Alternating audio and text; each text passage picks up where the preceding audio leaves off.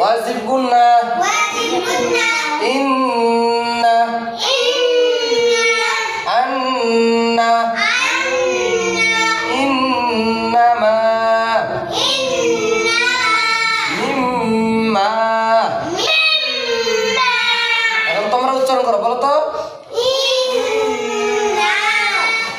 টানা যাবে না, ইন্না বলো, সারা দিবা। তারপরে এটা বলো, স্টপ, একসাথে, মাশাআল্লাহ। এখন এটা মাটা গেলে টান দিতে হবে, কারণ জবর একটা খালি।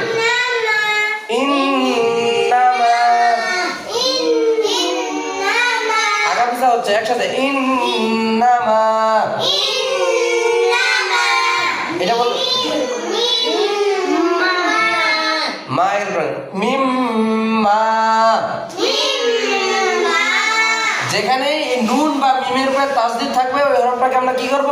ওয়াজিব গুন্না আদায় করব। ঠিক আছে, আজকের ক্লাস আমাদের ওয়াজিব গুন্নার। ঠিক আছে।